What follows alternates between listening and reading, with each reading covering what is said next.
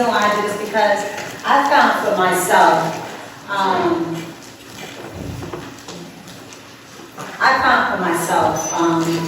some years ago,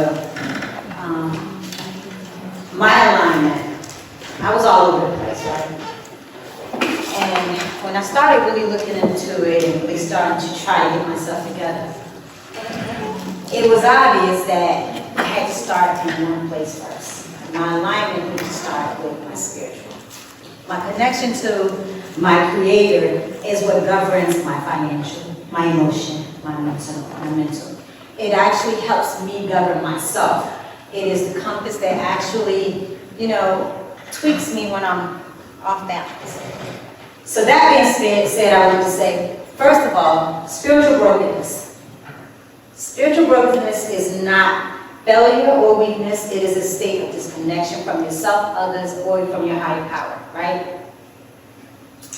You might recognize it as dullness, emptiness, loss of purpose, fatigue. It's so many different things that we feel when you are out of alignment. You just feel like a blah. Yeah. You feel off. You feel off, right? Sometimes you're just like on a robot. Yeah. Hamster in the wheel. Yes, ma'am. And it's okay to feel that way. It's part of life. With everything that we go through day to day and we experience, you do get disconnected. But the thing is, figuring it out, realizing it, and getting back aligned. So our purpose today is not to fix you, right? Because you're not a project. We're here to reflect, realign, and reconnect. Reflect on disconnection in your life, realign with your emotional values, and practice, reconnect with your deeper truths. So, again, we just touched on this. What does it feel like, right? Emptiness, anxiety, loss of purpose, lack of joy. These feelings signal that something is out of alignment.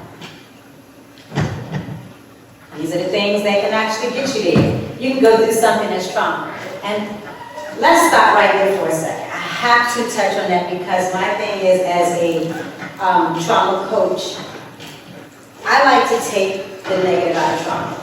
Trauma, first of all, is not what you go through. It's your response to what you went through. It's your mental and your physical response. So, you've been in a car wreck, right? The catalyst is the car wreck, but the trauma is really what you take away physically and mentally, how you respond, if you linger on with it. So today, in everybody's bag, it should be a card. We've actually taken and put a spin on that word trauma. Trauma is not negative. It is a positive. Please understand that. Trauma is a positive. The T is transformation, right? You have to go through something in order to elevate to the next level. You cannot elevate without going through something. R is for realignment.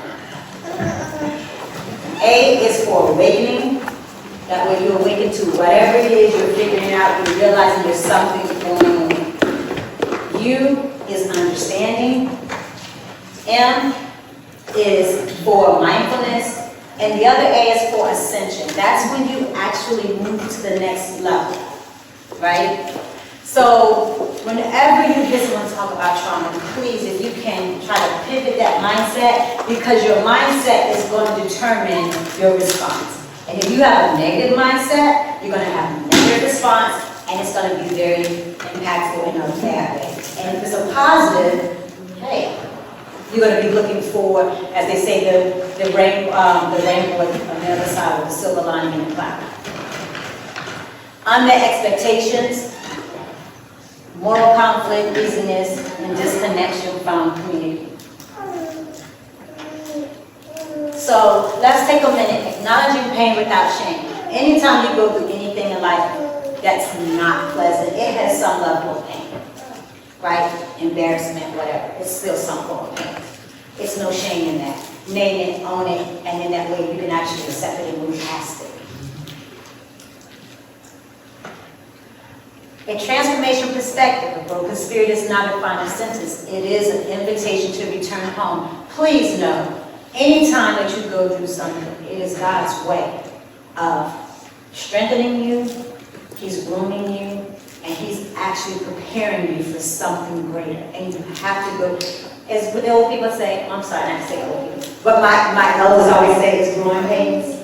You have to go through growing pains.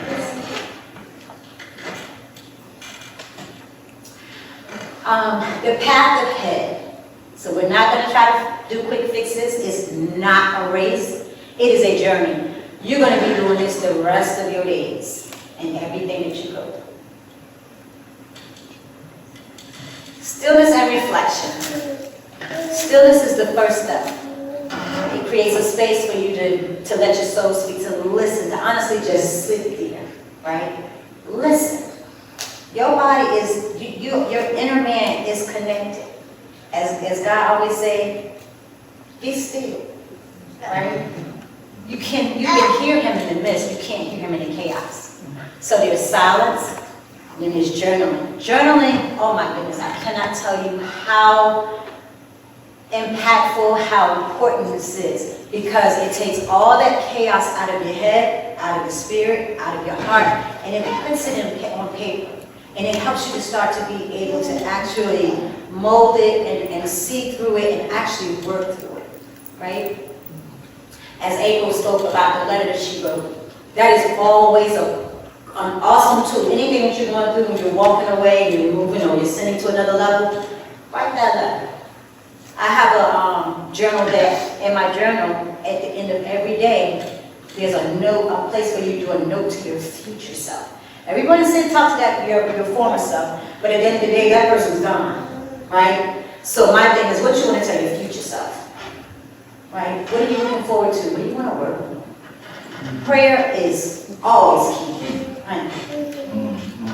Talk to the man. And listen for when he talks back.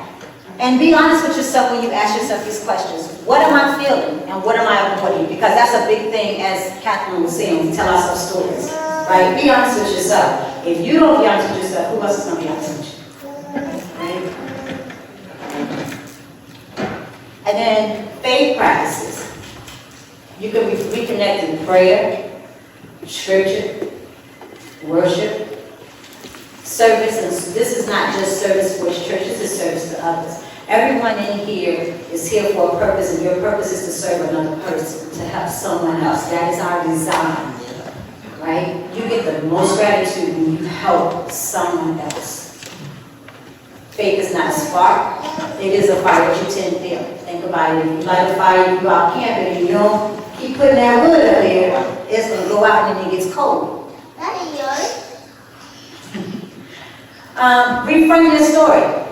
Broken seasons are not detours, they're essential chapters. These right here are really the things that make you. You know, we don't want to go through them, but honestly, this is where they say we learn and see what you're made of. This is honestly what connects you. Okay? And then ask yourself, what has this taught me? Because there's a lesson in everything. Right? And what illusions did it strip away from you? And then recommit to purpose. Align your daily actions with your core values. Small steps, always be present in the moment. Always encourage others. Cannot stress this enough, because you never know who, as Bridge was saying, who life might even save. You telling someone today, hello, good job, you look nice, might be the one thing that might even save their life. You don't know what state someone else is in. And then say yes to alignment. And the draining choices, we all deal with those. Try to stay away from them. Spiritual anchors, forgiveness. Can we stop here for a second? This is one of our biggest problems, and I have to say that as people. And it's the hardest thing. Number one, the hardest thing to do is forgive yourself. Please find a way to forgive yourself for any bad choices. I'm not going to say bad choices. There are no bad choices, they're just different choices, right? Forgive yourself if you made a choice and it did not work out the way you thought or planned, right? You're human. God forgave you, you know? And then once you start learning how to forgive yourself, you'll be surprised how much easier that transcends to someone else, right? We have to be, I believe for myself what I found. I had a hard time with forgiveness for others because I couldn't forgive myself. And I blamed myself. So if you can let your own self off the hook, you can let someone else off the hook. Gratitude. Be grateful in everything, even the negative. I can tell you right now, I'm speaking to my own thing. I'm going through a transformation right now in these two areas. And I found that even in the hard things, the painful things, if you take it with gratitude and thank God, trust me, the answer comes to you because he's showing you something. He's doing something for you. And it's going to make it better for you later on. Community support is awesome. Please make sure you get the right community. Please, I have to say that. I can't stress that because the wrong community is going to backfire. And service to others, like we said. Service to others actually is a fulfillment to yourself. So it's kind of a hidden way of being selfish. You know what I'm saying? Can you get that inner gratitude?